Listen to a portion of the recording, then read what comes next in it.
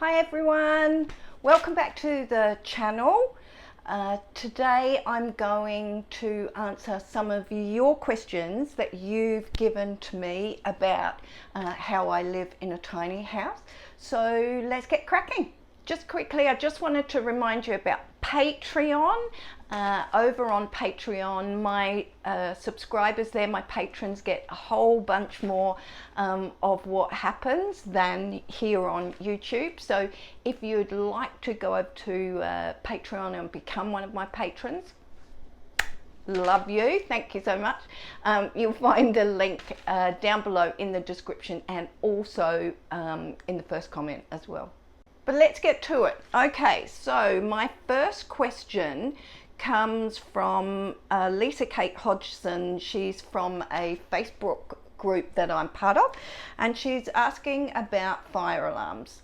Now, in my tiny house, I do have a fire alarm. It is in my kitchen because, you know, that's probably going to be if a fire occurs. That it never does, but if it does, it's going to probably be in the kitchen. And so that fire alarm is up on the wall. It is not hardwired into the house. It's going to let me know if there are any smoke issues or if there are any heat issues in my tiny house. Now, Marie Killer also from Facebook has asked me about my toilet, my shower, the sink, and how that drainage is all set up and how it's all hooked up. Really good question, Marie. Thank you for that. So there are a couple of different hookups in this particular scenario. The first is that my bathroom sink is actually hooked up to a crinkly long hose. I'm not quite sure what you call them, but it's a bendable hose which I can then use the grey water from that sink to help water my garden. Now, my kitchen sink and my shower are both connected underneath the tiny house with white poly pipe, and they go into, first of all, they go into a grease trap, and that's made of stainless steel, and so I can just lift the lid on the grease trap periodically and take out any food particles or any other particles that go down through both of the kitchen sink and the shower drain, and it will trap them, so I can lift that lid up and pull that matter out.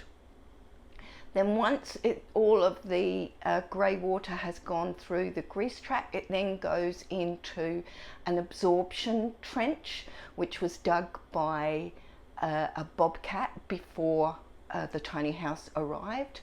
And so that's where all of that goes. Now, my toilet, the compost toilet, has the chamber which gathers the solid matter, and that is switched out once every 6 months or so. I do have a video about that, which I'll link up here for you so you can have a look about how that works.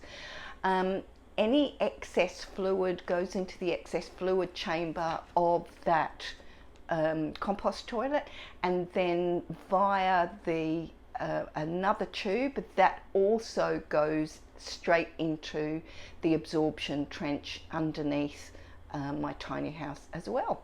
Now, Emma Garrett, also from Facebook, has asked me about the cost of my tiny home and what would I do differently. So first of all, I couldn't build my own tiny house for a variety of reasons, not least of which is that I don't have anywhere to build it, neither do I have the skills to do so, and because of a spinal issue that I have, I don't have great balance, so I'd probably damage myself somewhat if I gave it a go. So my tiny house was built for me by a company called Technopods or Tiny Pods. I'll put a link to them down in the description below. And it cost $81,000 That's Australian dollars, by the way. Now, some people may view that as being expensive, while others, of course, may view that as being really, really good value. For me, it was really, really, really good value because that included my air conditioner, that included delivery, that included setting it all up. And so literally all I had to do was walk in and start living. It included my toilet, all of my kitchen, all of my bathroom, everything, all the electrical, everything. So for me, personally, that was really good value. Emma also asked, what would I do differently? There are some things that I would do differently. And one is that I would position the air conditioner not on the wall that it currently is, but on the wall that's behind me above my big bay window, so that it can blow air, cool air or warm air depending on the season, all the way through my tiny house. Currently it's on a wall just behind the camera over there, so it blows cool or warm air in this direction, but that means that the rest of the house doesn't get the benefit of that as easily as it would do if it were on this wall. So that's one thing I'd do differently. I would also position my bathroom sink a little closer to me. Currently it's kind of in the middle of the bench, which means that it's a little bit too far away from me when I want to wash my face and splash my face, or brush my teeth or whatever. So I would reposition that just a little bit.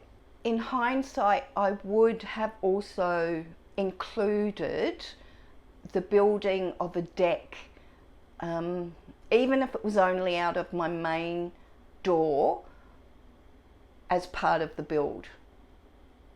Currently I don't have a deck off my front door, and I just have steps that go down from my front door down to the ground. For safety's sake, for me with limited balance, in retrospect, I would have put a deck in the build. So now it's something that I need to save up for and add at a later date. Deep and Lovely Dark from Reddit has asked me how I launder. What I decided to do in my tiny house was have a front loader combination washing machine and dryer. Now there is an awful lot of evidence out there that says early generation washer dryers, the drying function was terrible, and they're absolutely right. The drying function was atrocious. For me, I very, very rarely use my dryer, but I did want it for things like soft towels, or on the days, particularly in summer when we have summer storms and you just can't get anything dry. Having said that, I don't use it all that often. So I did want a dryer and a washer. You can't fit two separate appliances in a tiny house without it taking up an awful lot of space. So that's why I researched, like anything, the best that I could afford front loading washer dryer, and I chose a Bosch.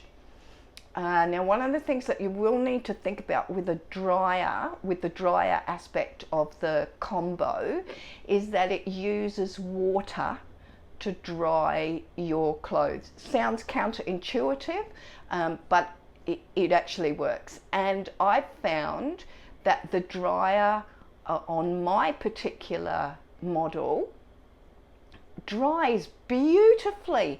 It dries clothes and towels faster than my previous dryer, and it's wonderful. It doesn't use an awful lot of electricity, and it doesn't use an awful lot of water either. It's a condenser dryer, so instead of just filling up your bathroom with steam, mine condenses all of the water and it goes through the same grey water pipe as my bathroom sink does. So it means that all of that grey water I can use to water my garden as well, so nothing is wasted. So Natalie Kellett from Reddit also asked me about setup and how does my tiny house sit where it currently does. So mine is a triple axle a 4.5 ton tiny house. So, you know, it's heading towards the larger end. And here in Australia, it can't be towed by a car, it must be towed by a towing vehicle. So it was towed to the position by a towing vehicle, a large towing vehicle, and then it was manoeuvred backwards and forwards into the exact spot where I wanted it.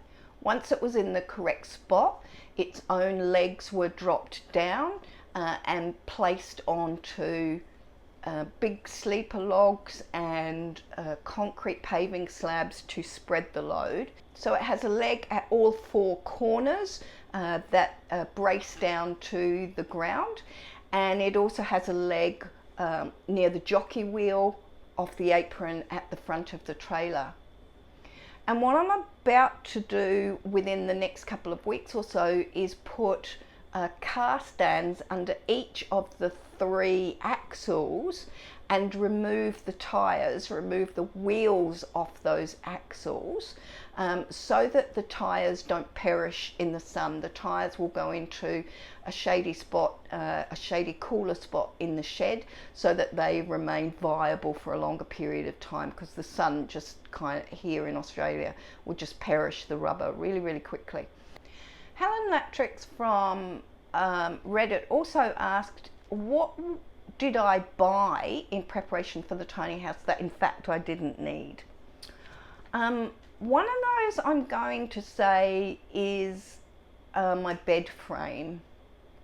I love my bed frame, by the way, and it fits beautifully in my house.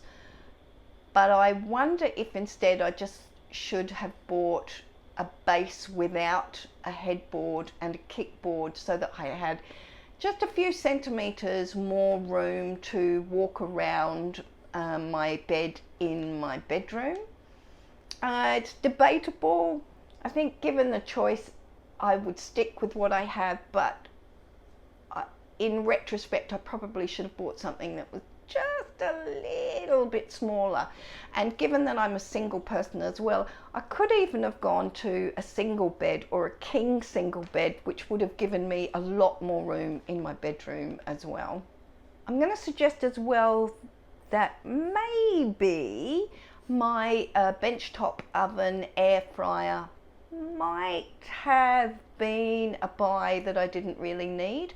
I've been in my tiny house for 4 months, oh actually 5 months now, and I've used it a couple of times. It sits in the bottom of my pantry, and for something that I'm only used about twice in 5 months or so, I'm not sure if it warranted the expense to buy.